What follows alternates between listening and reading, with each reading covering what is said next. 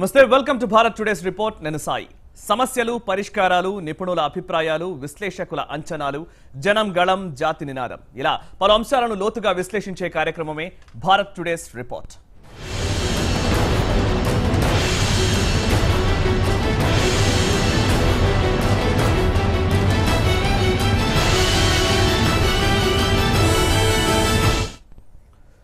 విస్తరిస్తున్న తీవ్ర వ్యాధి పశ్చిమాన పెను కల్లోలం అడ్డా చాప కింద నీరులా గజ్బాయే హింద్ అక్రమ చొరబాట్లు అపహరణలు ఊళ్లకు ఊళ్ళు ఖాళీ హిందువులే టార్గెట్ గా రగులుతున్న మరో కాశ్మీర్ కిక్కురుమనని మీడియా చోద్యం చూస్తున్న దీది రగులుతున్న బెంగాల్ ఇదే ఇవాల్టి భారత్ టుడేస్ రిపోర్ట్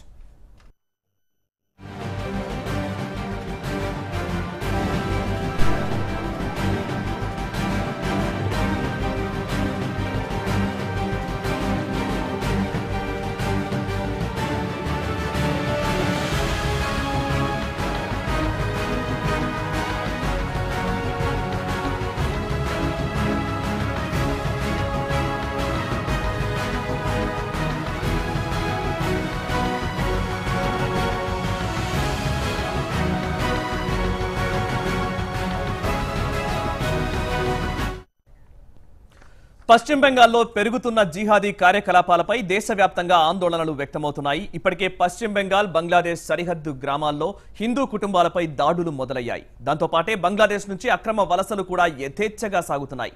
అక్రమాలను అరికట్టాల్సిన పశ్చిమ బెంగాల్ ప్రభుత్వం మాత్రం వాస్తవాలు బయటకు రాకుండా తొక్కిపెట్టే ప్రయత్నం చేస్తోంది.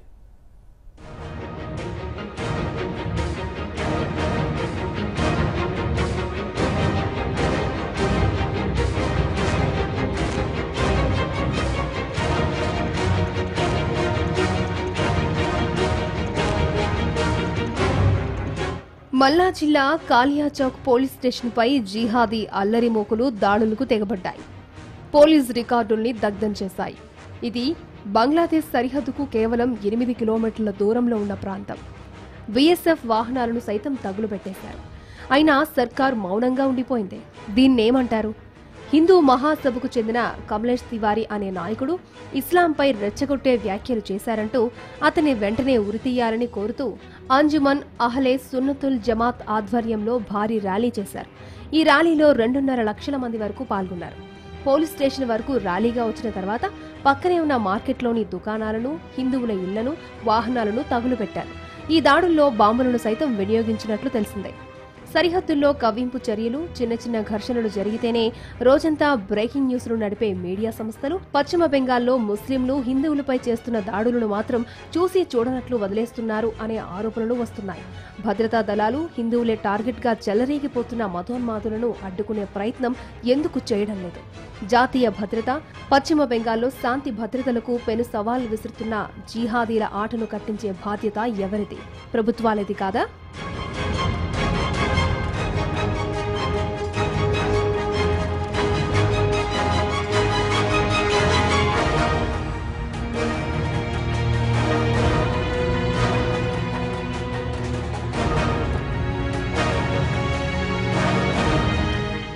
ప్రస్తుతం మమతా బెనర్జీ పాలనలో మౌల్వీలు హింసను ప్రేరేపిస్తూ అనేక ఫత్వాలు జారీ చేస్తున్నారు.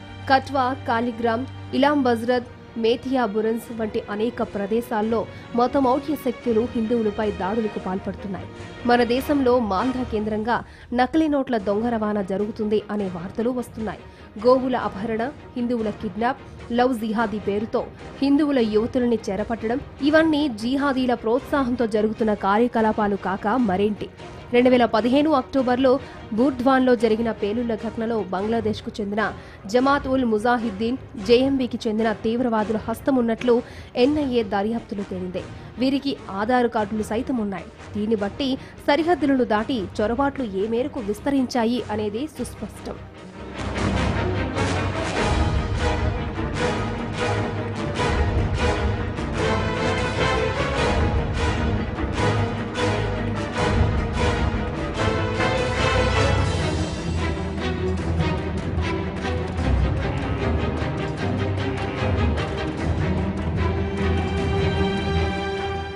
మరోవైపు గతంలో ఎన్నడూ లేని విధంగా మమతా ప్రభుత్వం అధికారంలోకి వచ్చిన తర్వాత బెంగాల్లో హిందూ సమాజం జరుపుకునే పండుగలు, మతపరమైన ఉత్సవాలపై కూడా అడ్డంకులు సృష్టించడం జరుగుతోంది.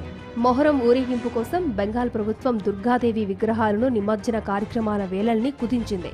దీనిపై కోల్కతా హైకోర్టు సైతం అభ్యంతరం వ్యక్తం చేసింది. దుర్గా పూజ సందర్భంగా జురాన్పూర్, వైష్ణవనగర్, ఖరగ్పూర్, మల్లార్పూర్లో దళిత వర్గానికి చెందిన 6 హిందువులు ప్రాణాలు కోల్పోయారు. అదే సముదాయానికి చెందిన 17 ఏళ్ల బాలికపై యాసిడ్ దాడి జరిగింది. ఆ అమ్మాయి చికిత్స పొందుతూ చనిపోయింది. 2016 డిసెంబర్ 13, 14 తేదీలలో ధులాగండ్లో హిందువులపై ప్రణాళికాబద్ధంగా దాడి జరిగింది. దోపిడీ, మహిళలపై అత్యాచారాలు జరిగాయి.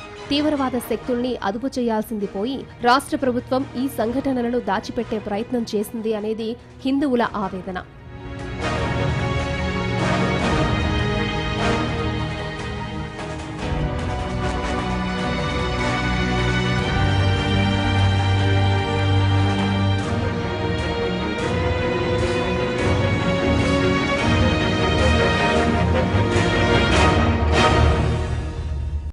బెంగాల్లో ప్రస్తుతం పాఠశాలనే కాదు, పాఠ్య పుస్తకాల్లో సైతం ఇస్లామీకరణ చేసేందుకు కుట్రలు జరుగుతున్నాయి.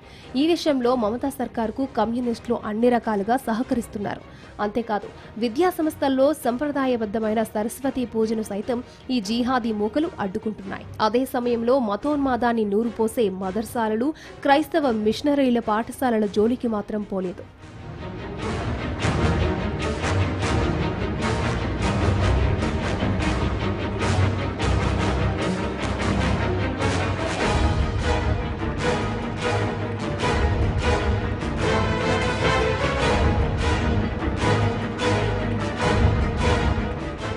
బెంగాల్లో అనధికార మదర్సాలకు లెక్కలేదు. గత కొన్నేళ్లుగా బెంగాల్, బంగ్లాదేశ్ సరిహద్దుల్లో భారీ సంఖ్యలో మదర్సాలు వెలుస్తున్నాయి.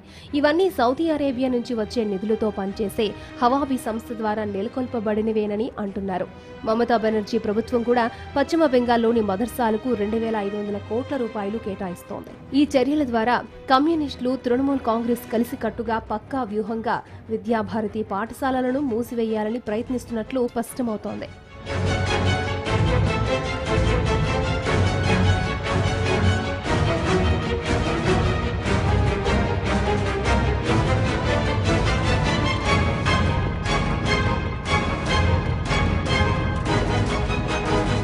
మన దేశంలో బంగ్లాదేశ్ నుంచి కొనసాగుతున్న అక్రమ వలసలకు అడ్డు ఆపు లేకుండా పోతోంది. రోజురోజుకు వలసలు పెరుగుతున్నాయే తప్ప తగ్గడం లేదు. దేశంలో 2 కోట్లకు పైగా బంగ్లా అక్రమ వలసదారులున్నారు. బంగ్లాదేశ్ సరిహద్దును గల పశ్చిమ బెంగాల్, అసోంకు వలసల ఉధృతి ఎక్కువగా ఉంది. అక్రమ వలసదారుల కారణంగా అసోంలో తరచూ శాంతి భద్రతల పరిస్థితి అదుపు తప్పుతోంది. పశ్చిమ బెంగాల్ రాష్ట్ర సామాజిక, ఆర్థిక, రాజకీయ ముఖచిత్రమే ఇప్పుడు మారిపోతోంది. అక్రమ వలసల వల్ల తాము మైనార్టీలుగా మారిపోతున్నామని స్థానిక హిందువులు ఒకవైపు ఆవేదన, ఆందోళన వ్యక్తం చేస్తున్నారు.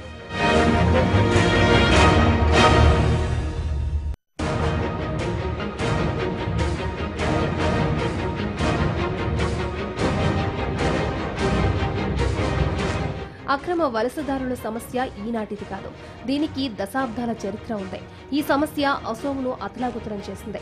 వలసదారులు తమ ఉద్యోగ, ఉపాధి అవకాశాలను దెబ్బతీస్తున్నారని, వారిని వెనక్కి పంపించాలి అన్న డిమాండ్తో 1970లో ప్రారంభమైన ఉద్యమం 6 ఏళ్ల పాటు ఉధృతంగా సాగింది. తూర్పు సరిహద్దు రాష్ట్రాల్లోకి చొరబడుతూ 2016లో అరెస్టైన వారి లెక్కలు ఒక ఏడాదిలో ఎక్కువే ఉన్నాయి. పశ్చిమ బెంగాల్లో 1180, త్రిపురలో 119, మేఘాలయలో 59, పంజాబ్లో 43, అరుణాచల్ ప్రదేశ్లో 41, నాగాలాండ్లో 33 మంది ఉన్నారు.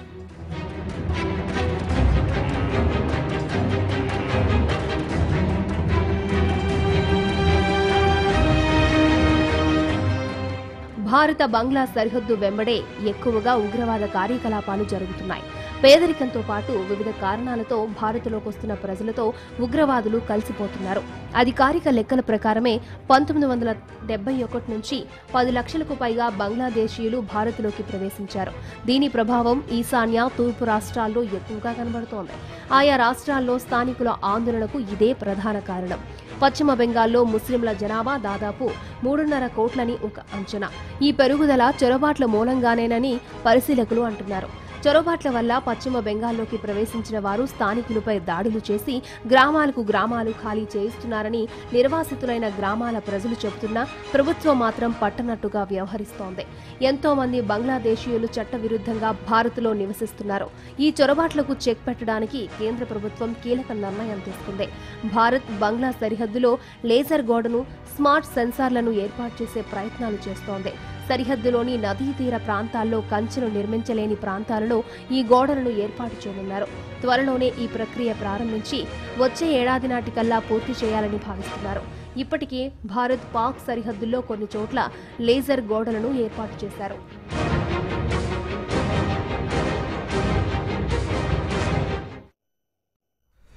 రగులుతున్న బెంగాల్ ఈ అంశానికి సంబంధించి భారత్ టుడే ఒక రిపోర్ట్ ని అందించాలి అనుకునే సందర్భం నుంచి కూడా చూస్తూ ఉన్నాను. గత వారం 10 రోజుల నుంచి బెంగాల్ రగిలిపోతున్న పరిస్థితులు ఉన్నప్పటికీ ఒక సంవత్సరం నుంచి అక్కడ అనేక రకాలైన దాడులు జరుగుతూ ఉన్నాయి. హిందువులపైన ఒక మారణ హోమాన్ని సృష్టించే పరిస్థితులు తీసుకొస్తూ ఉన్నారు.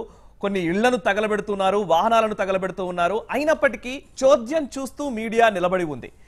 వారం 15 రోజుల నుంచి చాలా సీరియస్ గా బెంగాల్ రగిలిపోతూ ఉన్నప్పటికీ కూడా దేశవ్యాప్తంగా 2 జాతీయ ఛానళ్లు మినహా మిగతా ఏ ఛానళ్లు కూడా పెద్దగా పట్టించుకున్న పాపాన పోలేదు.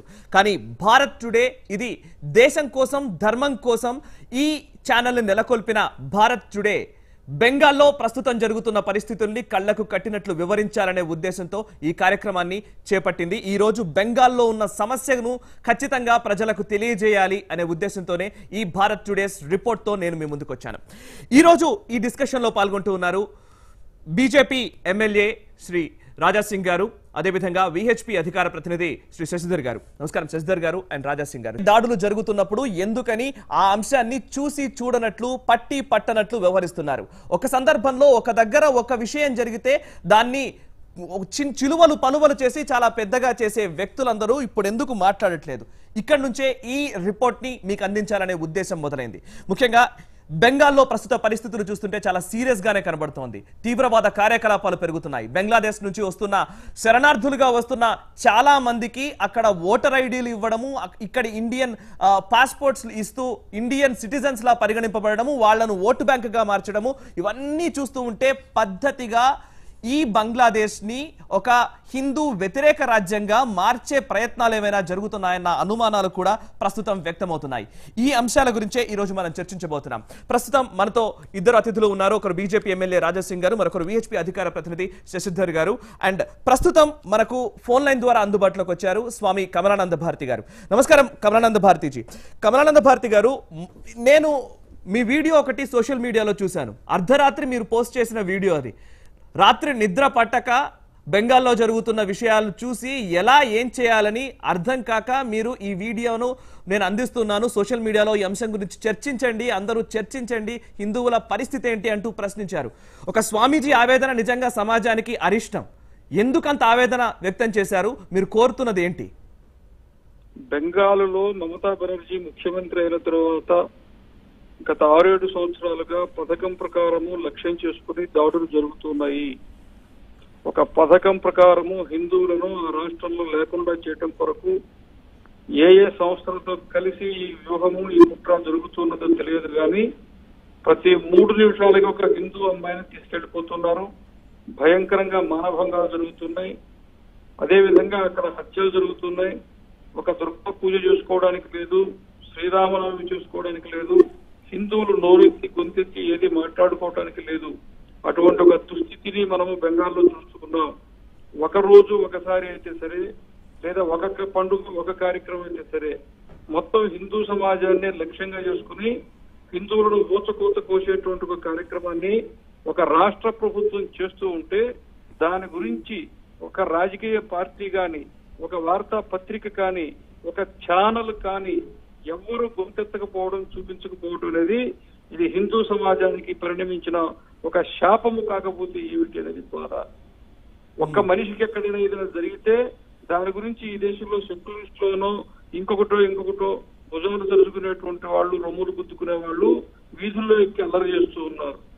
ఈ రోజున అక్కడ గ్రామాలు తగలబెడుతూ ఉంటే, నడి బజార్లో ఆడవాళ్ళని కత్తులతో నరికి చంపుతూ ఉంటే, మానభంగాలు చేస్తూ ఉంటే ఆ సత్యాలన్నింటినీ కూడా నొక్కేసి ఎవరిని అక్కడికి పొనియకుండా చేసి మీడియా వాళ్ళని కూడా పొనియకుండా చేసి ఇంత దాష్టీకం చేస్తుంటే ఆమ్నెస్టీ ఇంటర్నేషనల్ అక్కడ శ్రీనగర్ లో జరిగే దాని గురించి ఆమ్నెస్టీ వాళ్ళు మాట్లాడుతున్నారే, మరి బెంగాల్లో గత 6-7 సంవత్సరాలుగా జరుగుతుంటే ఏం గాడిదలుగా వస్తున్నారు?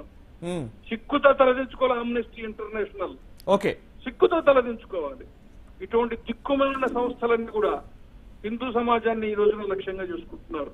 ఒక బెంగాల్ కాదు, తమిళనాడు, కేరళ, కాశ్మీరు, కర్ణాటక హిందువులు లక్ష్యంగా చేసుకుని చంపేస్తున్నారు.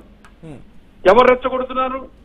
ఎవరు చైనా ప్రాపకం కోసం ఈ దేశంలో ఊగులొడుతున్నారో, ఎవరు పాకిస్తాన్ కి జయకారాలు కొడుతున్నారో, ఎవరు ఇక్కడ హిందూ భావజాలం ఉండేటువంటి వాళ్ళు ప్రభుత్వంలో ఉన్న వాళ్ళు అప్రతిష్ట పాలు చేయాలనుకుంటున్నారో వాళ్ళందరూ మూకమ్మడిగా ఒక్కటయ్యి ఈ దిక్కుమాల చెప్పన్నారు ఛానళ్లను అడ్డం పెట్టుకుని ఈ ఛానళ్ళని దొదులుబాచి దేశద్రోహ హిందూద్రోహ ఛానళ్లు, ఓకే, వీళ్ళందరినీ ఈ ఛానళ్లు చూడుతూ ఈ పేపర్లో చూడొద్దు. వీళ్ళందరూ హిందూ వ్యతిరేకులు, 100% హిందూ వ్యతిరేకులు. ఒక ముస్లింలకు బాధ జరిగితే, ఒక క్రైస్తవులకి బాధ జరిగితే గొంతు చుట్టుకునే ఈ పాపాత్మలు ఓచుకోలు జరుగుతుంటే గాడిదలు కాస్తున్నారా? అమ్ముడు పోయారా? వ్యక్తిత్వం లేదా? ధర్మద్రోహులా, దేశద్రోహులా, పాపాత్ములా? కాబట్టి ఈ విషయంలో కాంప్రమైజ్ కాకూడదు హిందూ సమాజం. ఖచ్చితంగా ఖచ్చితంగా కమలానంద భారతి స్వామీజీ, మీ ఆవేదన ఖచ్చితంగా అర్థమవుతోంది. నిజంగా ఒక స్వామీజీ ఆగ్రహం కానీ ఆవేదన కానీ సమాజానికి మంచిది కాదు, దేశానికి అస్సలు మంచిది కాదు. మీరు చెప్పిన అంశాలు ఖచ్చితంగా ఈ సమాజం కూడా గుర్తించాలనే కోరుకుందాం. థ్యాంక్ యూ వెరీ మచ్ మీ స్పందనను మాతో పంచుకున్నందుకు. ఒకసారి రాజాసింగ్ గారు, మీరు కూడా భారతీయ జనతా పార్టీ నాయకులు మాట్లాడుతూ ఉన్నారు, హిందూ సంస్థలు మాట్లాడుతూ ఉన్నాయి. ఇక ఎవరైతే సో కాల్డ్ సెక్యులర్ భావజాలంతో ఉన్న వాళ్ళమని చెప్తున్న వాళ్ళు, మేధావులమని చెప్పుకుంటున్న వాళ్ళు, గతంలో అవార్డు వాపసు ఇచ్చిన వాళ్ళు ఎవరూ మాట్లాడట్లేదు. అసలు బెంగాల్లో ఇంత సీరియస్ గా జరుగుతున్నా ఎందుకని ఎవరూ మాట్లాడట్లేదు? మీరే ఎందుకు మాట్లాడాలనుకుంటున్నారు? ఇప్పుడు ముందు నుంచి ధర్మం పట్ల మేము పనిచేస్తున్నాం. దేశంలో కూడా ఎక్కడైనా టెర్రరిజం అటాక్ కానీ ఏదైనా చెడ్డ జరిగితే దానికి అగ్నిష్గా మేము సోషల్ మీడియాలో కానీ మీడియాలో కానీ మేము మాట్లాడుతాం. అది ముందు నుంచి ఉంది. అంటే రాజకీయంలో మేము ఫస్ట్ నుంచి అంటే రాలేము, ఇంకా ముందు నుంచి మేము హిందూ ఐనిలో పనిచేసుకున్నా ఈ యాక్టివిటీస్ మేము చూస్తున్నాం. ఏమవుతుంది మన దేశంలో కానీ, అసలు ఈ యాక్టివిటీస్ ఏమవుతుంది టెర్రరిస్ట్ది కానీ, మన హిందువుల పట్ల ఎంతమంది ఆర్గనైజర్లు ఉన్నారు మన ధర్మాన్ని సర్వనాశనం చేయడానికి, ఏ విధంగా వాళ్ళు కుట్ర పొందుతున్నారు మేము ముందు నుంచి చూస్తున్నాం. ఇప్పుడు రాజకీయంలో వచ్చినాం. ఓకే, ఇప్పుడు మనము బంగాల్ ఇష్యూ మనం మాట్లాడుతున్నాం. మేము ఎప్పటి నుంచి కాదు, దాదాపు 10 years బ్యాక్ నుంచి ఈ బంగాల్లో ఏమవుతుంది, బంగ్లాదేశ్ నుంచి మొత్తం బంగాల్లో వస్తున్నారు, వాళ్ళకి ఆధార్ కార్డులు కానీ ఈ విధంగా అక్కడ ఒక కుట్ర పొందుతున్నారు. బంగాల్లో చాలా ఘోర ప్రమాదం ఎప్పుడైనా జరగవచ్చు అని మా సంఘం నుంచి కానీ మా హిందూ వాహిని తరఫు నుంచి ఎన్నో సంవత్సరాల నుంచి మేము ప్రచారం చేస్తున్నాం. ఇప్పుడు దాదాపు ఎంతో మంది బంగ్లాదేశ్ నుంచి బంగాల్లో వచ్చేసినారు. ఆఫీషియల్గా వాళ్ళకి మమతా బెనర్జీ గవర్నమెంట్ ఆధార్ కార్డు కానీ ఓటర్ కార్డు కానీ అన్ని వాళ్ళకి తయారు చేసి ఇచ్చేసినారు. 2 కోట్ల పైచిలుకున్నారంట. 100 ఇంకా ఎక్కువే చెప్పాలంటే 2 కోట్ల పైననే బంగ్లాదేశ్ నుంచి బంగాల్లో చేరుకున్నారు. ఇది ఇప్పుడు మన బషీర్ హాట్ ఒక కమ్యూనల్ ఇష్యూ కాదండి. ఇంతకు ముందు కూడా దులాగర్ మనం చూడొచ్చు, నాడియా మనం చూడొచ్చు, మాల్దా మనం చూడొచ్చు, కళ్యాణ్ చౌక్ మనం చూడొచ్చు, ఇప్పుడు బషీర్ హాట్, ఈ 24 బర్గానా ఇప్పుడు మనం చూడొచ్చు. ఎప్పుడైనా హిందూ వర్సెస్ ముస్లిమ్స్ అక్కడ కమ్యూనల్ అయితే హిందువులే అక్కడ దెబ్బలు తిరుగుతారు. ఎందుకంటే అక్కడ సెక్యులరిజం ఎక్కువ పెరిగింది. మమతా బెనర్జీ గవర్నమెంట్ వచ్చిన తర్వాత ఎవరైనా ధర్మం పట్ల మాట్లాడితే వాళ్ళపైన suspend road sheet, open road sheet, వాళ్ళపైన టార్చర్ పెట్టాలి. ఈ విధంగా మమతా బెనర్జీ ఒక కుట్ర పొందుతుంది. ఏమని, ఈ పశ్చిమ బంగాల్కి ఇస్లామిక్ స్టేట్ ఎట్టి పరిస్థితుల్లో చేయాలి. ఎందుకంటే మమతా బెనర్జీకి ముస్లిమ్స్ వాళ్ళు ఎక్కువ ఇష్టపడతారు. ఎందుకంటే ఎప్పుడైనా మమతా బెనర్జీ హిందువుల పట్ల ఎప్పుడు కూడా మంచి పని చేయలే, ఎప్పుడు కూడా పని చేయలే. ఇప్పుడు అక్కడ దుర్గా పూజ చాలా వైభవంగా చేస్తారు. ఆ దుర్గా పూజ విసర్జన ఇప్పుడు మనం ఇక్కడ హైదరాబాద్లో కానీ మొత్తం భారతదేశంలో గణేష్ పండుగ చేస్తే 10 days కానీ 11 days కానీ పూజ చేసి మనము దానికి నీళ్ళలో పూజ చేసి వేసేస్తాం, విసర్జన అంటారు దానికి. దుర్గా పూజ కోల్కతాలో బంగాల్లో చాలా వైభవంగా చేస్తారు, దాన్ని కూడా బ్యాన్ చేసింది ఈ మమతా బెనర్జీ. అదేవిధంగా 4 గంటల లోపు దుర్గా పూజకు సంబంధించి దుర్గాదేవి నిమజ్జనం చేయాలంటే హైకోర్టు మొట్టికాయలు వేసింది. శ్రీరామనవమి శోభయాత్ర చేయొద్దు, హనుమాన్ జయంతి శోభయాత్ర అక్కడ తీస్తే లాఠీ చార్జ్, అక్కడ హనుమాన్ భక్తుల పైన లాఠీ చార్జ్ చేసిన ఈ మమతా గవర్నమెంట్. ఓకే శశిధర్ గారు, రైట్. ఇందాక రాజాసింగ్ గారు చెప్పినట్టుగా అక్కడ అనేక అంశాలు హిందువులకు సంబంధించి ఏదైనా ఆచార వ్యవహారాలు ఉన్నాయంటే వాటిని అడ్డుకోవడం సెక్యులరిజం అయిపోయింది. ఇది చాలా చాలా దారుణమైన అంశం. ఇది దాన్ని సూడో సెక్యులరిజం అన్నమాట ఖచ్చితంగా మనం ఎస్టాబ్లిష్ చేయాలి. ఎవరైనా సరే అది ఒక మతానికి ఒక ధర్మానికి వ్యతిరేకంగా ఎవరైనా వ్యవహరించడం కూడా సెక్యులరిజంకి వ్యతిరేకమే. ఇక్కడ ఒక పాయింట్ ఏంటంటే మమతా బెనర్జీ చేసిన చర్యలు 3 చర్యల్లో హైకోర్టు మొట్టికాయలు వేసింది. ఎవరికైతే ముస్లిం అప్పీజ్మెంట్ అంటారు కదా, అప్పీజ్మెంట్కి సంబంధించి ఒకటి దుర్గా పూజ నిమజ్జనోత్సవానికి సంబంధించి ఆ 4 గంటల లోపే చేయాలనగానే హైకోర్టు కుదరదు అని తేల్చి చెప్పింది. నెంబర్ 2 మౌలాలకి ముఖ్యంగా మౌల్వీలకి స్టైఫండ్ ఇవ్వాలన్న ఒక నిర్ణయాన్ని కూడా హైకోర్టు స్టే ఇచ్చింది. ఆ తర్వాత మొన్నటికి మొన్న జరిగిన అంశాలు కూడా చాలా విషయాల్లో హైకోర్టు మొట్టికాయలు వేస్తున్నప్పటికీ మమతా బెనర్జీ తను అనుకున్నట్టుగా ఎందుకు చేస్తోంది? దీనికి కారణం ఏంటి? ఈరోజు ముస్లింల విషయంలో వెస్ట్ బెంగాల్లో జరుగుతున్నటువంటి పరిణామాలు, అది మమతా బెనర్జీ అధికారంలోకి వచ్చినాక మాల్దా నుంచి మొదలు పెడితే నేడు జరుగుతున్న బసీర్హాట్ సంఘటనల వరకు కూడా, అదేవిధంగా ఇంతకుముందు స్వామీజీ ఆవేదనలో అనేక రాష్ట్రాల ప్రస్తావన తెచ్చాడు. మన స్టోరీ బోర్డులో కూడా అనేక విషయాలు, దేశంలో జరుగుతున్నటువంటి విషయాలు రాజాసింగ్ గారు ప్రస్తావించారు. అంటే గతము ప్రస్తుతం జరుగుతున్నటువంటి విషయాలను మనం సూక్ష్మంగా పరిశీలించాల్సిన అవసరం ఉంది.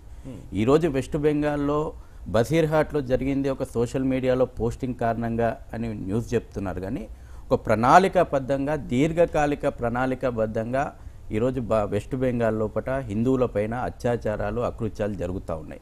ఈరోజు వెస్ట్ బెంగాల్లో జరుగుతున్నటువంటి పరిణామాలను మనం పరిశీలిస్తే 1946 ఏదైతే ఆగస్టు 16న డైరెక్ట్ యాక్షన్కు జిన్నా పిలుపునిచ్చాడో ముస్లిం లీగు, ఆ రోజు ఢాకా కేంద్రంగా గ్రేట్ కలకత్తా కిల్లింగ్స్ పేరు మీద లక్షలాది మంది హిందువులను ఊచకోత కోసి దేశ విభజన కోసము, ఇస్లామిక్ రాజ్య స్థాపన కోసము ఆ రోజు ముస్లిం లీగ్ ఏదైతే పనిచేస్తూ ఉందో తమ స్వార్థ రాజకీయాల కారణంగా, ఒక పక్కన జిన్నా, ఓ పక్కన నెహ్రూ స్వార్థ రాజకీయాలు, గాంధీ మౌనం కారణంగా ఏ రకంగా దేశం విభజనకు మతం పేరు మీదనే విభజనకు గురైందో, తరువాత మళ్ళీ ఒక ప్రణాళికాబద్ధంగా ఈ దేశాన్ని మళ్ళీ మతం పేరు మీదన విభజించడానికి నిరంతరంగా ఇస్లాం రాజకీయాలు ప్రయత్నం చేస్తూ ఉన్నాయి.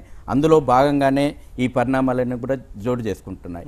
ఆ రోజు ఆ నాయకులైతే ఈరోజు మమతా బేగం లాంటి నాయకులు, ఆమె మమతా బెనర్జీ అనే కంటే మమతా బేగం అనడంలో బాగుంటుందేమో, తమ స్వార్థ రాజకీయాల కోసం, తమ ఓటు బ్యాంకు రాజకీయాల కోసం, ఇంతకుముందు మీరు చెప్పారు ఈ మేధావులందరూ ఎక్కడ పోయినరు? ఎక్కడనో ఒక రైల్లో ఒక గొడవ జరిగితే 2 ప్రయాణికుల మధ్యన జరిగినటువంటి గొడవను బీఫ్ ఫెస్టివల్ కంటగట్టి దేశమంతా కూడా రచ్చరచ్చ చేసే ఈ మీడియా కానీ కుహానా మేధావులు కానీ జూలై 3వ తేదీ నుంచి నిరంతరంగా బసీర్హాట్ లోపట వేలాది మంది హిందువులను అక్కడి నుంచి తరిమివేసి వేల కోట్ల రూపాయల ఆస్తులను అక్కడ దగ్ధం చేస్తే ఒక్క ఛానల్ చూపెట్టదు, ఒక్క మేధావి మాట్లాడు. చివరికి కేంద్ర ప్రభుత్వం గవర్నర్ జోక్యం చేసుకున్న తర్వాత పారామిలిటరీ బలగాలను పంపిస్తామంటే కూడా తిరస్కరించింది రాష్ట్ర ప్రభుత్వం. ఎందుకంటే ఈరోజు మనం ఒక ఓటు బ్యాంకు రాజకీయాల కోసం ఈరోజు బెంగాల్ను పణంగా పెట్టి దేశ భవిష్యత్తును ఈరోజు మమతా బెనర్జీ పణంగా పెడుతుంది. బిఫోర్ పార్టిషన్ 29% ముస్లిం జనాభా వెస్ట్ బెంగాల్, ఈస్ట్ బెంగాల్ మతం ప్రాతిపదికన ఒక భాగం సపరేట్ అయినాక కూడా ఈరోజు మళ్ళీ ముస్లిం జనాభా ఎంత పెరిగిందంటే 27% ముస్లిం జనాభా వెస్ట్ బెంగాల్లో వచ్చింది. ఈరోజు ముస్లిం గ్రోత్ రేట్ కానివ్వండి, పాపులేషన్ గ్రోత్ రేట్ కానివ్వండి, హిందూ గ్రోత్ రేట్ కానీ అన్ని లెక్కలు మీరు ముందేసుకొని చూడండి. నిరంతరంగా కూడా బంగ్లాదేశ్ నుంచి వస్తున్నటువంటి కోట్లాది మంది చొరబాటుదారుల కారణంగా ఈరోజు పశ్చిమ బెంగాల్ లోపల ముస్లిం జనాభాను పెంచుకొని దాన్ని తద్వారా ఓటు బ్యాంకుగా మలుచుకొని వాళ్ళకు ఆధార్ కార్డు, రేషన్ కార్డు, ఓటర్లు గుర్తింపించి చివరికి ఒక విషయం ఈరోజు అక్కడ బసీర్హాట్లో పోలీస్ స్టేషన్ ముందర ధర్నా అయిందండి. ధర్నా అయిన తర్వాత వాళ్ళు ఏం డిమాండ్ చేస్తారు? ఈ రాజ్యాంగాన్ని, ఈ చట్టాలను మేము నమ్మము, మాకు అవసరం లేదు, షరియత్లను మేము ఇంప్లిమెంట్ చేస్తాం, షరియత్ల ప్రకారం ఆ వ్యక్తిని మేము కొట్టి చంపుతామని చెప్పి సాక్షాత్తు తృణమూల్ కాంగ్రెస్ ఎంపీ ఎవరైతే అహ్మద్ హసన్, రాజ్యసభ సభ్యుడు, లోక్సభ సభ్యుడు ఇది అలీ ఇద్దరు కూడా డిమాండ్ చేస్తారు. ఇద్దరు కూడా బంగ్లాదేశ్ నుంచి చొరబాటుదారులుగా వచ్చి ఈ దేశంలో ఓటర్లుగా నమోదై ఈ రోజు అత్యున్నతమైనటువంటి పార్లమెంటునిజం వహిస్తూ ఉన్నారు. అంటే ఎక్కడికి ఈ పరిస్థితులు పోయినాయో మనం అర్థం చేసుకోవచ్చు. దీని వెనకాల ఏంటంటే ఓటు బ్యాంకు రాజకీయాలు. ఓటు బ్యాంకు రాజకీయాల కారణంగా అధికారాన్ని కాంక్షతోటి ఈరోజు దేశ భవిష్యత్తునే ప్రమాదంలోకి నెట్టివేయబడతా ఉన్నారు. ఇది వల్ల ఒక వెస్ట్ బెంగాల్కో పరిమితం కాలేదు. ఇవాళ కేరళలో జరుగుతున్నది అదే ఓటు బ్యాంకు రాజకీయాలు, మన హైదరాబాద్లో జరుగుతున్నాయి కూడా అదే ఓటు బ్యాంకు రాజకీయాలు మనం చూస్తూ ఉన్నాం. ఏ రకంగా అండి, అక్కడ ప్రజలు సాంప్రదాయంగా జరుపుకునేటువంటి దుర్గా ఉత్సవాలపైన నిషేధం విధిస్తుంది మమతా బెనర్జీ. నవమి రోజున నిషేధం విధిస్తుంది. వసంత పంచమి రోజున సరస్వతి పూజను నిషేధిస్తూ ఉంటుంది. చివరికి జాతీయ భావాలు నేర్పించేటువంటి విద్యామందిర్ల పైన కూడా నిషేధం విధిస్తుంది. మీరు ఇంతకుముందు అన్నట్టు 4 గంటల తర్వాత పర్మిషన్, 4 గంటల లోపు అన్నది కోర్టు మొట్టికాయలు వేసిన తర్వాత అప్పుడు కానీ దిగొచ్చి దుర్గా నిమజ్జనానికి ప్రభుత్వం ముందుకు రాలేదు. అంతకుముందు దుర్గా నిమజ్జనాన్నే మానుకోమని చెప్పేసి సలహా ఇస్తారు. ఎందుకంటే కేవలం ఓటు బ్యాంకు రాజకీయాల కోసం. అంతేకాకుండా ఇంకెక్కడ తెగబడ్డదండి, ఫిరాద్ హకీం ఏదైతే తారకేశ్వర టెంపుల్. ఒక్క నిమిషం వస్తాను, నేను అందులోకి వస్తాను. రాజాసింగ్ గారు, ఇప్పుడు పశ్చిమ బెంగాల్ అంటే టీఎంసీ వర్సెస్ కమ్యూనిస్ట్ పార్టీలు ఎక్కువగా, కమ్యూనిస్ట్ పార్టీలు గత 40 ఏళ్లు పరిపాలించిన పార్టీలు కాబట్టి. ఇప్పుడు మమతా బెనర్జీ అధికారంలోకి వచ్చింది. మమతా బెనర్జీ అధికారంలోకి వచ్చాకనే ఇవన్నీ జరుగుతున్నాయా? గతంలో కూడా ఇవి ఉన్నాయా? ఇప్పుడు కమ్యూనిస్ట్ నాయకులు చెబుతున్న మాట ఏంటంటే బీజేపీ టీఎంసీ రెండు తమ స్వలాభం కోసం ఇక్కడ ఓటు బ్యాంక్ పాలిటిక్స్ చేస్తున్నాయన్నది కమ్యూనిస్ట్ పార్టీలు చేస్తున్న ఆరోపణ. కమ్యూనిస్టు పార్టీ వాళ్ళకి అసలేం పని లేదు. వాళ్ళు ఏదో ఒక భారతీయ జనతా పార్టీ పైన కామెంట్ చేయాలి, వాళ్ళకి అదే ఒక పని ఉంది. ఇప్పుడు బీజేపీ, ఇప్పుడు టీఎంసీ గురించి వాళ్ళు మాట్లాడుతున్నారు. మమతా బెనర్జీ సర్కార్ గవర్నమెంట్ లేదు, ఇంతకుముందు కూడా చాలా తక్కువ అయింది. అంటే అక్కడిక్కడ మీడియాలో రాలేదు, అటు ఇటు సైడ్ అయింది. కానీ మమతా బెనర్జీ గవర్నమెంట్ వచ్చిన తర్వాత ఇది కమ్యూనల్ చాలా పెరిగింది. అక్కడ మనం చూడొచ్చు, చాలా అంటే చాలా పెరిగింది. అదేవిధంగా ఇప్పుడు మమతా బెనర్జీ గవర్నమెంట్ ఎంత ఫండ్ ముస్లిమ్స్ వాళ్ళకి డెవలప్మెంట్కి ఇస్తుంది, అంతా హిందువులకి ఇస్తలేదు. మనము అక్కడ మదర్సాస్ ఉంటాయి, మదర్సాకి ఏ గవర్నమెంట్ మొత్తం భారతదేశంలో ఏ గవర్నమెంట్ కూడా అన్ని డబ్బులు ఇష్యూ చేయలే. మమతా గవర్నమెంట్ దాదాపు 2500 కరోడ్ 2500 కరోడ్ డిక్లేర్ చేసింది మమతా బెనర్జీ గవర్నమెంట్. అదేవిధంగా మమతా బెనర్జీ క్యాబినెట్ లో ఎవరైనా మంత్రులు ఉంటారు కదా, వాళ్ళే ఈ మొత్తం ఇల్లీగల్ గా ఈ మదర్సాలు నడిపిస్తారు. అదేవిధంగా షేక్ హసీనా గవర్నమెంట్ బంగ్లాదేశ్ ఒకప్పుడు ఇది terrorist, Bangladesh already government declare చేసిన టెర్రరిస్ట్ వ్యక్తులకి ఈ మమతా బెనర్జీ ఆయన గుప్పట్లో పెట్టుకుంది, వాళ్ళ ఎంబడి పెట్టుకుంది. ఇది గవర్నమెంట్. అదేవిధంగా ఇవాళ ఐబీ చెప్తుంది, ఇది నేను చెప్తలే, ఐబీ ఏం చెప్తుందంటే మొత్తం మదర్సాస్లో టెర్రరిస్ట్ యాక్టివిటీ జరుగుతుంది. మమతా బెనర్జీ కూడా వాళ్ళకి డబ్బులు వస్తున్నాయి మదర్సాకి, పాకిస్తాన్ నుంచి కూడా డబ్బులు వస్తున్నాయి. ఐబీ రిపోర్ట్ ఇచ్చిన తర్వాత కూడా ఆ మదర్సాల పైన ఏం చర్యలు తీసుకుంటలేదు. ఇది జరుగుతుంది బంగాళ. రైట్. అయితే ఇప్పుడు బసీర్హట్ లో మీరు ఇందాక చెప్పిన పాయింటే, ఒక ఫేస్బుక్ లో 17 ఏళ్ల యువకుడు ఒక పోస్ట్ చేసినంత మాత్రాన, ఆ పోస్ట్ చేస్తే లీగల్ గా తీసుకోవాల్సిన చర్యలు తీసుకోవాలి, కరెక్టే, అది వేరే విషయం. న్యాయ ప్రక్రియ అనేది ఒకటి ఉంటుంది.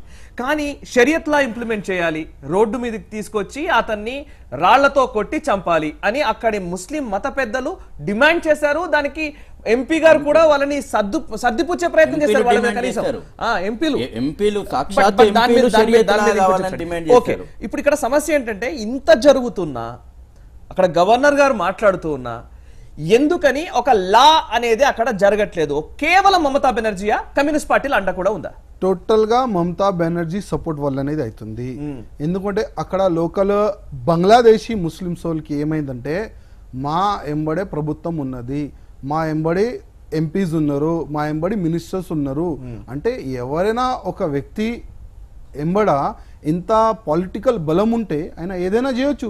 ఇప్పుడు దాదాపు బషీర్ హాట్లో 150 అంటే 150 అన్ని షాపులు కానీ ఇల్లులు కానీ మొత్తం కాలబెట్టేసినారు. ఒక వ్యక్తి 65 ఇయర్స్ కార్తిక్ ఘోష్ ని చంపేస్తే దాదాపు 5 గంటల వరకు ఆయన బాడీ అక్కడనే పడి ఉంది. ఆ విధంగా వాళ్ళకి పొలిటికల్ సపోర్ట్ వల్లనే ఈ విధంగా వీళ్ళు చేస్తున్నారు. లేకపోతే వాళ్ళకి అంత ధైర్యం లేకుండే. ఎందుకంటే మనం బంగాల్ హిస్టరీ చూస్తే సుభాష్ చంద్రబోస్ అట్లాంటి వ్యక్తి లెక్కన పుట్టిన అంత మంచి స్టేట్ అది. అవును అవును. శశిధర్ గారు, హిందువులు అనగానే ఎందుకు ఇంత చులకన భావం వచ్చింది? నాకు ఇక్కడ సరే ఆ ఒక్క ప్రాంతం, నేను ఒక కమ్యూనిటీని బేస్ చేసుకొని ఒక జర్నలిస్ట్గా మాట్లాడడం ఇష్టం లేదు. But at the same time ఎవరైనా సరే ఒక ముస్లింకి ఇబ్బంది జరిగినా మనం ఖచ్చితంగా పోరాడతాం, హిందువులకు ఇబ్బంది జరిగినా ఖచ్చితంగా పోరాడాలి. ఎవరైనా సరే అక్కడ క్రైమ్గా ఆలోచించినా సరే లా అండ్ ఆర్డర్ని పరిరక్షించాల్సిన బాధ్యత ప్రభుత్వానిది. అట్లీస్ట్ క్రైమ్ అన్న మాట మాట్లాడినా సరే లా అండ్ ఆర్డర్ అన్న పరిరక్షించాలి. ఎందుకు హిందువులు అనగానే లేదు ఇది మనకు సంబంధించిన సబ్జెక్ట్ కాదనుకునే పరిస్థితి మన సమాజంలో ఎందుకు వచ్చింది? ఈరోజు ఇంతకుముందు చెప్పినట్టు, మీరు అడిగినట్టు, గతంలో లెఫ్ట్ పార్టీలు కానివ్వండి, ఇప్పుడున్నటువంటి తృణమూలు కానివ్వండి, ఈ దేశంలో ఈ దౌర్భాగ్యపు రాజకీయ పార్టీల కారణంగా ఈ పరిస్థితి వస్తుంది. కేవలం ఓటు బ్యాంకు కోసం ముస్లింలను, మైనార్టీలను బుజ్జగింపు ధోరణుల కారణంగా ఈరోజు దేశ భద్రతను కూడా పణంగా పెట్టేసేసి ప్రభుత్వాలు దగ్గరుండి బషీర్హాట్లో 3 రోజులు అసలు ఏం జరుగుతుందో బయటి ప్రపంచానికి తెలియకుండా పోలీసుల సాక్షిగా ఆ రోజు అక్కడ హిందువులపైన అకృత్యాలు జరిగినాయి. ఈరోజు బంగ్లాదేశ్ బార్డర్లో బెంగాల్లో ఏం జరుగుతుందండి? రోజు నిత్యం ప్రభుత్వాలకు తెలుసు, రోజు నిత్యం కూడా గో సంపదన బంగ్లాదేశ్కు తరలింపజేస్తూ ఉన్నారు, మాదక ద్రవ్యాలను తరలింపజేస్తూ ఉన్నారు, మహిళల అక్రమ రవాణా చేస్తూ ఉన్నారు, చిన్న పిల్లలను అవయవాల కోసం, మానవ అవయవాల కోసం అక్రమ రవాణా చేస్తున్నారు. ఇటు నుంచి బంగ్లాదేశ్కి అటు ఈ రకమైనటువంటి సరఫరా జరుగుతుంది. అటు నుంచి ఇటేమొస్తుందంటే నిరంతరం ప్రతిరోజు వేల సంఖ్యలో బంగ్లాదేశ్ నుంచి అక్రమ వలసదారులు ఈ దేశంలోకి రావడము, తిష్ట వేయడము, ఇక్కడ ఓటర్లుగా నమోదు కావడము చాలా స్పష్టంగా వాళ్ళు చెప్తా ఉన్నారు. ఈరోజు ఇది ఒక వెస్ట్ బెంగాల్లో జరుగుతున్నది కాదు, ఈరోజు ప్రపంచంలో జరుగుతున్నటువంటి పరిణామాలు, ఇస్లాం తీవ్రవాదం విస్తరణ ఆకాంక్షతోటి ఏ విధంగా ప్రపంచంలో జరుగుతున్నటువంటి పరిణామాలు చూస్తే వాళ్ళు చాలా స్పష్టంగా దారుల్ అమన్, దారుల్ అరబ్, దారుల్ ఇస్లాం, ఈ 3 స్టేజీల లోపల ప్రపంచాన్ని ఇస్లామయం చేయాలనుకున్నారు. అందులో భారతదేశాన్ని కూడా ఇస్లామయం చేసేటువంటి టార్గెట్లో భాగంగానే ఒక పక్క నుంచి వెస్ట్ బెంగాల్, ఓ పక్క నుంచి కేరళ, ఈ రకంగా వాళ్ళు జనసంఖ్యను పెంచుకొని అధికారంలోకి వచ్చి ఈరోజు వాళ్ళు మన దేశంలో జరుగుతున్నది వాళ్ళ ప్రణాళికలో రెండో స్టేజీ. ఇక ఎప్పుడైతే మెజార్టీగా ఇస్లాం వచ్చిన తర్వాత కాఫీర్లను అంతమొందించడము, ఇతర మతాలను నిర్దాక్షిణ్యంగా చంపేయడం అనేటువంటిది ఈరోజు ప్రపంచంలో వాళ్ళు చేస్తున్నటువంటి పరిణామాలు, ఇక్కడ జరుగుతున్నటువంటి పరిణామాలను కూడా మనం బేరేజ్ వేసుకోవాల్సిన అవసరం ఉంది. అందుకే నిద్ర లేవాలి, ఈరోజు హిందూ సమాజం నిద్ర లేవాలి. ఈ దౌర్భాగ్యపు రాజకీయ పార్టీల నుంచి వాళ్ళు కూడా కనువిప్పు తెలుసుకొని అంతిమంగా దేశ రక్షణ కోసం, ఈ దేశ హితం కోసం వాళ్ళ రాజకీయాలను మానుకొని ఖచ్చితంగా కొన్ని చర్యలు తీసుకోవాల్సినటువంటి అవసరం ఉంది. ఈరోజు మా వెస్ట్ బెంగాల్లో మమతా బెనర్జీ ప్రభుత్వం అబ్దుల్ బకారీకి వాడు ఈ దేశంలో షరియత్లా అమలు చేయాలంటాడు, టిప్పు సుల్తాన్ మజీద్ ఇమాం వాడు ఈ దేశం లోపల నేను రాజ్యాంగాన్ని గౌరవించనంటాడు. ఇదే వన్ క్యాబినెట్ ర్యాంకు హోదా ఇచ్చేసేసి ఎర్రబుగ్గ కారు ఇస్తుంది ఇదే మమతా బెనర్జీ. ఈ రోజు కూడా దేశంలో కేంద్ర మంత్రులు సైతం ఎర్రబుగ్గ కారు తీసేసి తిరుగుతూ ఉన్నారు.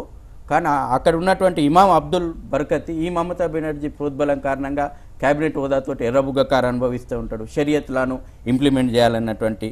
అదేవిధంగా ఇవాళ మీడియా కళ్ళు మూసుకుందా? షరియత్లా ఇంప్లిమెంట్ అవుతుంది కొన్ని ప్రాంతాల లోపల.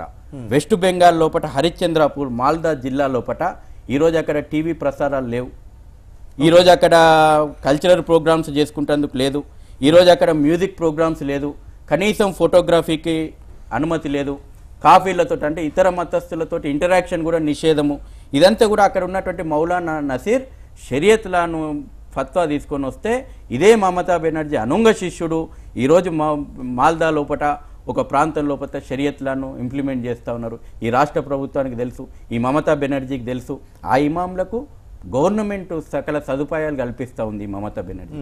ఎందుకంటే మళ్ళీ అధికారంలోకి రావాలి. వీళ్ళకి ఈ దేశం ముఖ్యం కాదు, ఈ ధర్మం ముఖ్యం కాదు, వాళ్ళ అధికారమే పరమావధి. అధికారం కోసం ఎంత స్థాయికి దిగజారి ఈ దేశాన్ని మరో దేశ విభజన దిక్కు తీసుకుపోవడానికి కూడా రహదారులు నిర్మిస్తున్నటువంటి దౌర్భాగ్యపు రాజకీయ నేతలు మొదటగా ఉరి తీయాలంటే ఫస్ట్ ఈ నేతలను ఉరి తీయాలి. ప్రధాని నరేంద్ర మోడీని ఎవరైతే issued fatwa offering a reward of 25 lakh to anyone who kill cut off Prime Minister Narendra Modi, beard, shave his head and smear him with black ink.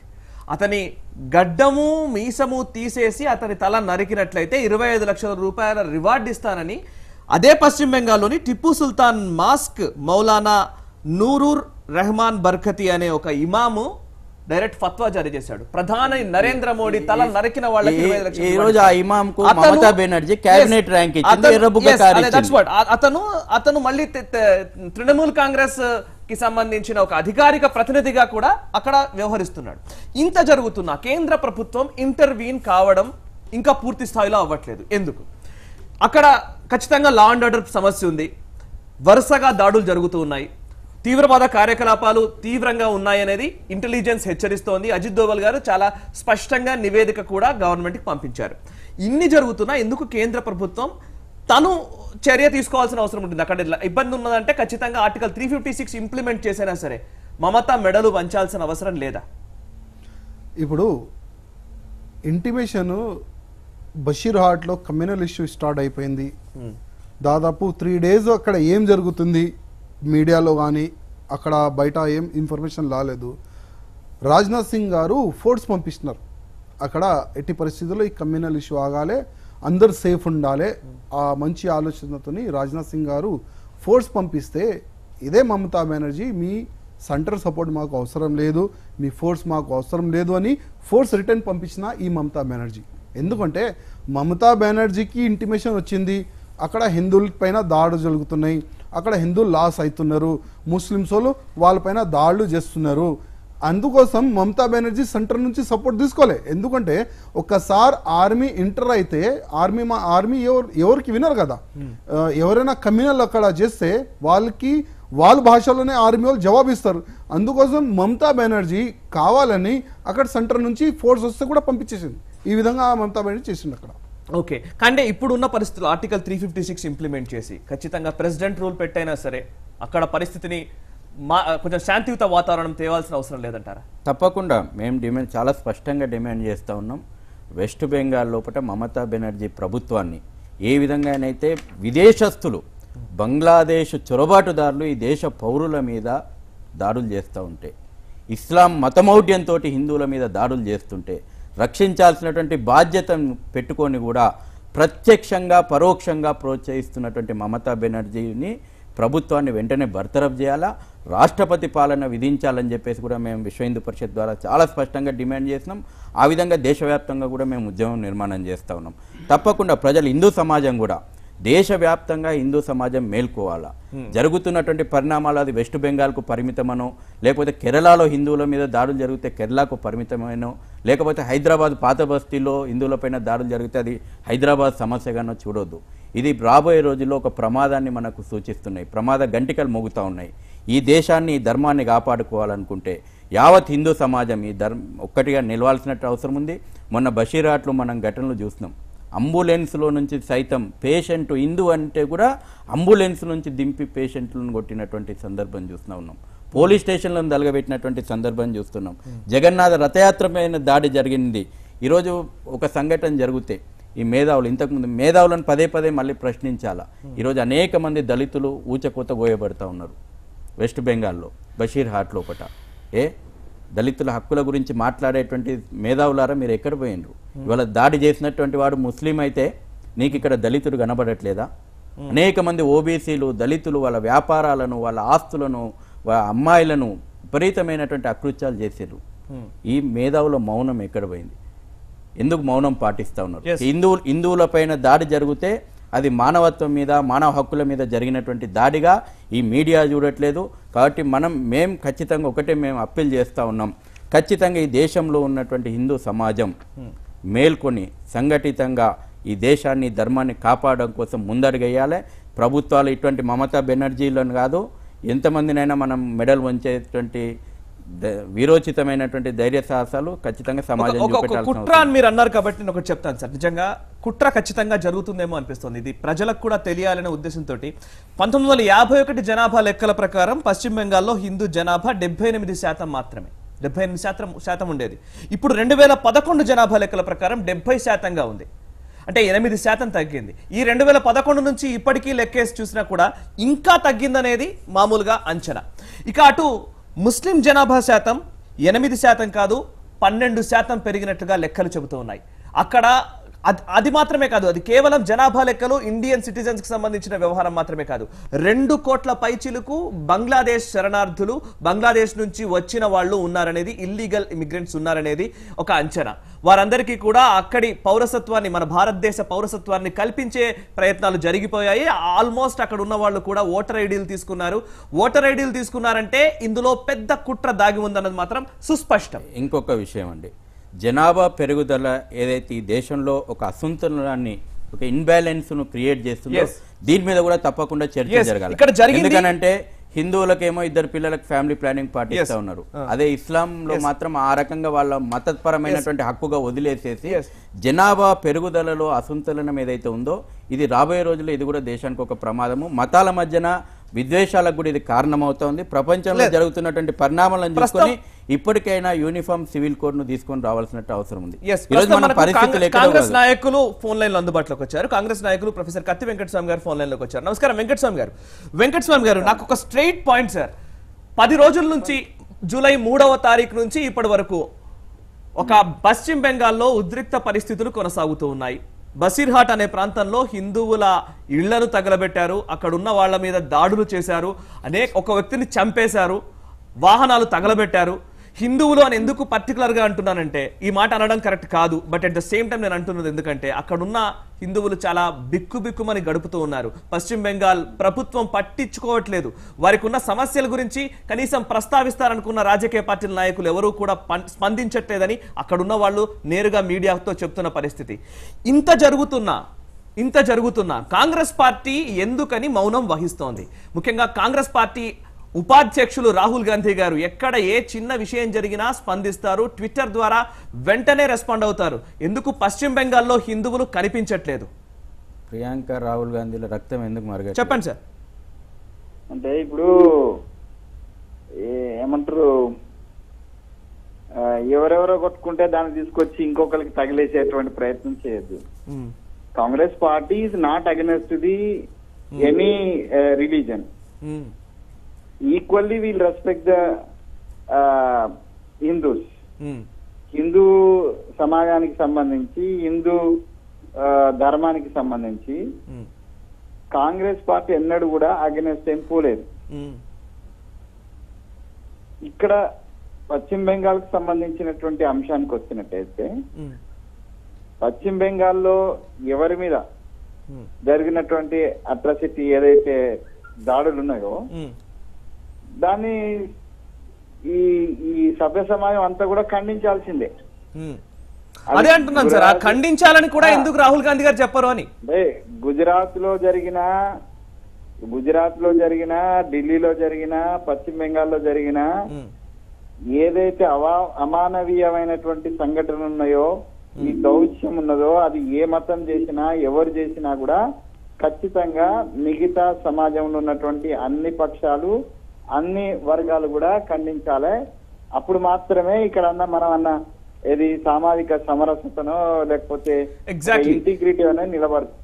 Exactly Venkataswamy గారు, మీరు చాలా క్లియర్ గా చాలా స్పష్టంగా మీరు చెప్పారు. మీరు చెప్తున్నంత ముఖ్యంగా ఆలోచిస్తూ అయినా సరే కనీసం ఇలాంటివి జరగకూడదు అన్న స్టేట్మెంట్ కూడా రాహుల్ గాంధీ నుంచి ఎందుకు ఉండట్లేదు? పశ్చిమ బెంగాల్ని కావాలనే వదిలేసారా? కావాలనే పట్టించుకోవట్లేదా? లేకపోతే అక్కడ ఉన్న విషయాల గురించి అవసరం లేదా?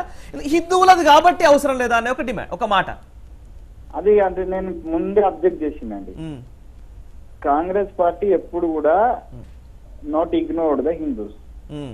కావాలని హిందువులు కాబట్టి వదిలిపెట్టినానంటే మా కాంగ్రెస్ పార్టీలో ఉన్న వాళ్ళందరం ముస్లిమా లేకపోతే క్రిస్టియన్లమా? మీరు అట్లా అడుగుతారు మమ్మల్ని. మిమ్మల్ని కాదు, రాహుల్ గాంధీ గారు ఎందుకు చెప్పట్లేదు? మీ పార్టీ నుంచి ఒక స్టాండ్ ఎందుకు లేదు అని. రాహుల్ గాంధీతో సహా మేమందరం కూడా ఈ మతానికి ఇక్కడ ఉన్నటువంటి సమాజానికి సంబంధించిన వాళ్ళమే కదా. దాంట్లో మాకు వాళ్ళు అక్కడ ఉంటే పోనీ ఒక పార్టీ. ఇంకోటి ఏంటంటే కాంగ్రెస్ పార్టీ ఒక జాతీయ పార్టీ. ఒక వర్గాన్ని, అది ఆ వర్గం కాబట్టి పోనీలే అనేటువంటి ఒకవేళ దృక్పథం ఏ పార్టీకి ఉన్నది తప్పే. మా పార్టీకి అట్లాంటి ఒక దృక్పథం లేనే లేదు మొదటి నుంచి. మతానికి సంబంధించినటువంటి విషయము మన వ్యక్తిగతమైనటువంటి అంశం. మనకి కాన్స్టిట్యూషన్ లో మనది లౌకిక రాజ్యం. కాబట్టి ఒక మతానికి డిగ్రేడ్ చేయాలని గాని, ఒక మతాన్ని అణిచివేయాలని గాని ఎప్పుడు కూడా ఎవరు అట్లా మాట్లాడినా కూడా అది సమంజసం కాదు. ఎగ్జాక్ట్లీ. అయితే పశ్చిమ బెంగాల్ అంశానికి సంబంధించి ఇప్పుడు మీరు అడుగుతున్నటువంటి అంశంలో నేను చాలా క్లియర్ చేస్తున్నా, we are not against the Hindus, equally we are not against the other religion. Majority ఉన్నటువంటి హిందూ సమాజానికి ఒక రాజకీయ పక్షము ఒకవేళ వ్యతిరేకంగా పోతే అది అవివేకం అవుతుంది. ఆ మాత్రం వివేకం లేకుండా మా పార్టీ గాని మా పార్టీ పెద్దలు గాని లేరు. కానీ గతంలో ఎందుకు మరి ముజఫర్బాద్ అప్పుడు జరిగినప్పుడు ఎందుకని స్పందించారు? అవార్డు వాపసీ విషయాల్లో కూడా మాట్లాడిన వాళ్ళు ఉన్నారు, ఇప్పుడు ఎందుకు మాట్లాడరు అని అడుగుతున్నారు సార్. దేశవ్యాప్తంగా అఖలాక్ విషయంలో స్పందించినంత కూడా ఇక్కడ ఎందుకు స్పందించట్లేదు అనేది ప్రశ్న. షూర్, తప్పనిసరిగా మీరు అడగాల్సిందే. దానికి ఉన్నటువంటి గ్రౌండ్ సంబంధించినటువంటి రిపోర్టు మిగతా అన్ని కూడా మేము తప్పనిసరిగా ఇప్పుడు అంత సమాజం అంతా అడుగుతున్నప్పుడు లేదండి చెప్పండి వెంకటస్వామి గారు. ఇప్పుడు మీరు అక్కడ వెస్ట్ బెంగాల్లో జరుగుతుంది మతపరమైనటువంటి చర్చలు కాదు, మతపరమైనటువంటి వాదోపవాదాలు కాదు. అక్కడ చాలా స్పష్టంగా మతం పేరు మీద దాడులు జరుగుతూ ఉన్నాయి, ఇస్లాం పేరు మీద హిందువులపైన దాడులు జరుగుతూ ఉన్నాయి. దీని మీద ఒక జాతీయ కాంగ్రెస్ పార్టీగా మీ స్పందన ఇప్పటివరకు ఎందుకు లేదని వారు అప్పటి నుంచి అడుగుతా ఉన్నారు, మీరు దాట వేస్తా ఉన్నారు. హిందువులపైన దాడి ఒక నిమిషం వినండి, హిందువులపైన దాడి జరిగితే అది కాంగ్రెస్ పార్టీ ఇంత నిర్లక్ష్యం వహిస్తుంది అనేటువంటి దేశమంతా చూస్తా ఉంది. మొన్నటికి మొన్న ఎక్కడో ట్రైన్ లో గొడవ జరిగితే ప్రియాంక గాంధీ గారు ఒక స్టేట్మెంట్ ఇచ్చారు, నా రక్తం ఉడికిపోతుంది అని చెప్పేసి. ఎక్కడో ముస్లింల పైన ఏదైనా దాడి జరిగిందని చెప్పి మీడియాలో ఎక్కడో చిన్న వార్త వస్తే రాహుల్ గాంధీ పోయి వాలిపోతా ఉంటాడు. సెంట్రల్ యూనివర్సిటీలో తీవ్రవాదులకు మద్దతుగా వచ్చి కూర్చుంటా ఉంటాడు. కానీ అక్కడ వేలాది మంది హిందువులు ఊచకోత గురైతా ఉంటే ప్రియాంక గాంధీ రక్తం మరగట్లేదా, రాహుల్ గాంధీ రక్తం మరగట్లేదా? ఇవాళ కాంగ్రెస్ అంటేనే గాంధీ కుటుంబం, గాంధీ అంటేనే కాంగ్రెస్ కుటుంబం. గాంధీ కుటుంబం యొక్క స్పందన ఎందుకు లేదు? ఇవాళ దేశం ప్రశ్నిస్తా ఉంది. ఒకప్పుడు దేశాన్ని మతం పేరు మీద విడగొట్టిన గాంధీ కుటుంబం మళ్ళీ ఇంకో మత విభజన చేస్తా ఉందా? మళ్ళీ దేశ విభజనకు వాళ్ళు కోరుకుంటున్నారా మీ గాంధీ కుటుంబము? మాట్లాడలేము. సమతుల్యత అవసరం మాకు. సామాజిక సమరసత అవసరం కాబట్టే మాట్లాడట్లేదు అంటున్నారు.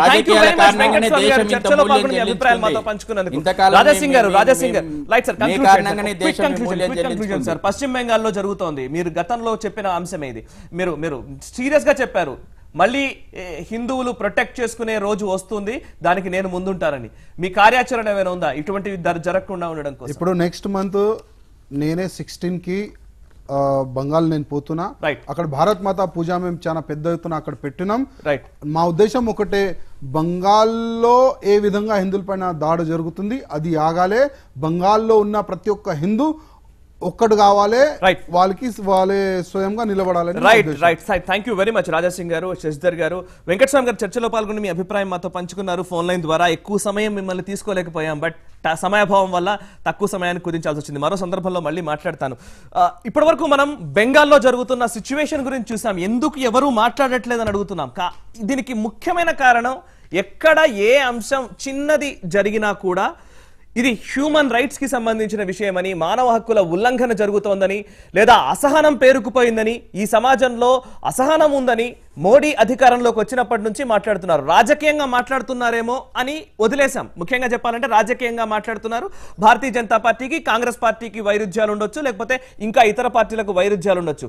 రాజకీయాల కోసం ఎవరు ఏ మాట మాట్లాడినా, ఏ వ్యూహం రచించినా ఇట్స్ ఓకే అనుకుంటారు. కానీ ధర్మం విషయానికి వచ్చినప్పుడు, హిందూ ధర్మం విషయానికి వచ్చినప్పుడు మాత్రం ఎందుకని ఇంత నిర్లజ్జగా, ఇంత మౌనం వహిస్తూ, అసలు నాకు సంబంధమే లేదన్నట్టుగా వ్యవహరిస్తున్న వాళ్ళకి ఒక సూటి ప్రశ్న. ఇది భారతదేశం మూలాల్లోకి వెళ్లి గమనిస్తే ఇది భారతీయ సంస్కృతి.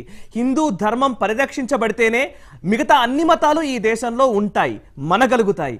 అంతేగాని హిందూ ధర్మాన్ని మీరు నాశనం చేయాలనుకుంటే ఖచ్చితంగా ఈ దేశానికే వినాశం. ఇంత సింపుల్ విషయాన్ని ఇన్ని సంవత్సరాల నుంచి ఈ దేశాన్ని ఏలామని చెబుతున్న నాయకులు ఎందుకు విస్మరిస్తున్నారు అనేదే నా సూటి ప్రశ్న. అంతేకాదు హిందూ ధర్మాన్ని రక్షించడం అన్నా, హిందువుల్ని రక్షించడం అన్నా ఇదేదో ఇంకొక మతాన్ని కించపరచడం కాదు, ఇంకో మతాన్ని కూడా రక్షించడమే. ఆ రక్షించే బాధ్యత మీకు ఇచ్చాం, మీరైనా ఆ రక్షించే బాధ్యత తీసుకుంటారనుకున్నాం. కానీ ఎందుకు విస్మరిస్తున్నారు అన్నప్పుడు ఖచ్చితంగా ఇది మళ్ళీ ఎన్నికల ద్వారానా ఇంకో రూపంలోనా సమాధానం హిందూ సమాజం ఖచ్చితంగా ఇస్తుంది. మమతా బెనర్జీ అయినా, లేదా కమ్యూనిస్ట్ పార్టీలైనా, కాంగ్రెస్ పార్టీ అయినా, అవార్డు వాపసి గ్యాంగ్ అయినా, ఎవరైనా సరే ఇటువంటివి జరిగినప్పుడు ఖచ్చితంగా స్పందిస్తేనే నిజమైన సెక్యులరిస్టులని మీరు అనిపించుకుంటారు. అంతేకాని మీరు ఈ సందర్భంలో స్పందించకపోతే అసలైన కమ్యూనల్ వ్యక్తులు మీరే అని భావించాల్సి ఉంటుంది. చూస్తూనే ఉండండి భారత్ టుడే, దేశం కోసం, ధర్మం కోసం.